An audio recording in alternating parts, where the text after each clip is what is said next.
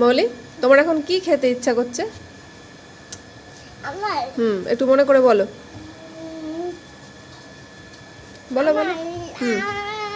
মিষ্টি খেতে আছে। হ্যাঁ, মিষ্টি মিষ্টি মিত্তি। তাহলে আমি জাদু করে মিত্তি নিয়ে আসি। হ্যাঁ, চোখ বন্ধ করো। হাত পাতো, হাত পাতো। চোখ ভালো করে বন্ধ করতে হবে। এই দেখো ওয়াও কি এর ভেতরে, দেখো তো দেখাও তো। দাঁড়া। এসছে মিষ্টি, এসছে। জাদু করে মিত্তি চলে আসলো। দি বাবা,